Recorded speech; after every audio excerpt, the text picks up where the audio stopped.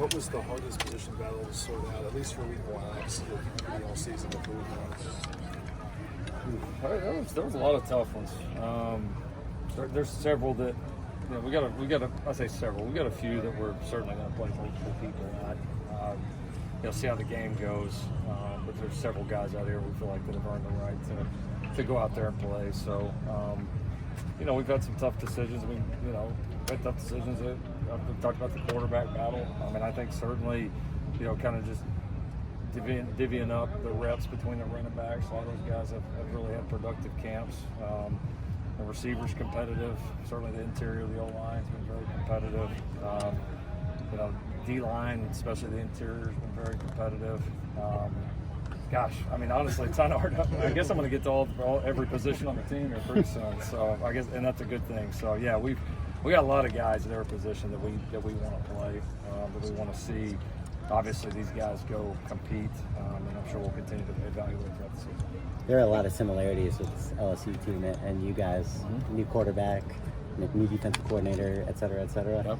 How do you go about preparing for a team where there isn't a ton of tape of the quarterback, or it's a new defensive coordinator, especially in this case? Yeah, it feels like a lot of these last few years, and probably, with quarterbacks, either graduating or transferring or doing all that they do, and then obviously all the coaching turnover the last several years, it feels like more of the first games have been like this, where you feel like, you watch people, but you feel like, all right, we're not maybe seeing exactly what it's going to be, or if you're having to watch a different opponent or a player from a different school, a coach from a different school. So it is what it is. There's, like I said last night on the show, there's parts of it that, sometimes you wish you were just sitting there watching the people that you're going to play, like do exactly what they're going to do, or at least run their system.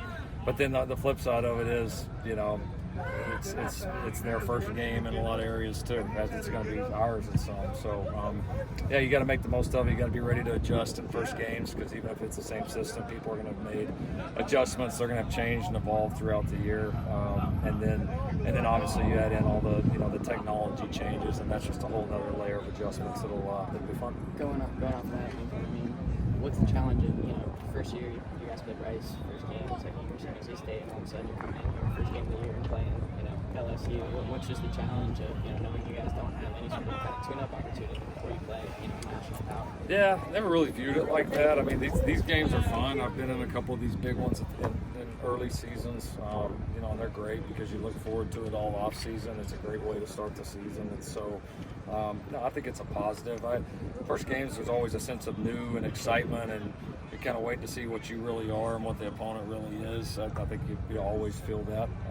But I like it. I like playing a marquee game early. I like playing a really good opponent early.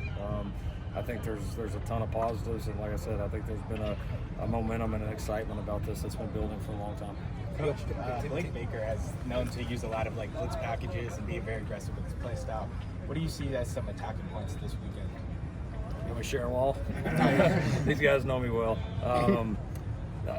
Listen, he's done a really good job, right? You get the coordinator job at LSU, means you've done a really good job. So I don't know him, but know of him. Certainly, impressed by the work he's done. He did a great job at Missouri working with those guys.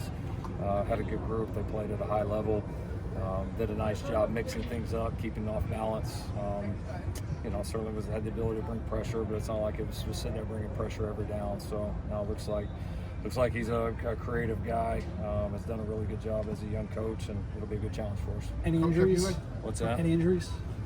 We're doing pretty well. We had a very clean camp. Everybody that's been limited in any way is rolling right now, so I don't anticipate missing anybody. Coach, have you identified the 5 guys who are going to be wearing the communication devices for the game, and who are the team captains? Yeah, communication devices. We're certainly, we're going to have them on the quarterbacks, and then we've got a couple of different players defensively that are going to have them on. I don't know, just for competitive reasons, that I'm going to announce. Captains-wise, we're pivoting a little bit closer to kind of what we did for the Holiday Bowl, and we are going to have captains. We're going to have captains this year, game by game. We're not going to name permanent team captains. Now, I do have a leadership council that's permanent that I meet with on a weekly basis, and that'll continue. But our captains are going to be earned each week. That'll be announced, and so This week it's Akili, it's Miller, it's Jonah. Gosh, y'all gonna test me now. It's Easton and Kyron Hudson. Those are the 5 for this week. But that'll change, and not necessarily on somebody not doing a good job. It's just going to be the 5 that we think are the best and most deserving, and the ones that we want leading us out each and every week. And kind of like this game of college football, every week you got to earn it. Is the leadership council comprised of players? It is. Yep. Is that a new thing? Or is that... No, we've been doing it. We've been doing it since I got here, so that'll stay pretty steady. Lincoln, we haven't asked you a ton about the pass rush. How do you feel about that just going into game 1? I'm excited about it. I am. I mean, I think, what I'm looking forward to is, listen, you always want guys to be able to win in one-on-one situations, but the other thing I think you look at is, are you affecting the quarterback? Do you have the ability to move the pocket? It's not always just winning a one-on-one, maybe collapsing a pocket where he's got nowhere to step through or nowhere to scramble into. And so I think we've got some guys that have the ability to win different ways.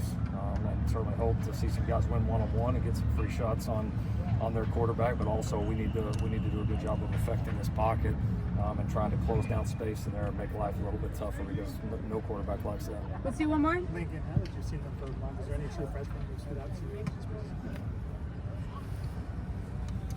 There definitely is. I think we have a handful that certainly are going to help us. I think we'll have a few that'll certainly play some reps here Sunday, and then, like always, I think we've got quite a few guys kind of in the batch of like they're just about ready. They may need like just a few more weeks, but that you would feel like, hey, these guys are.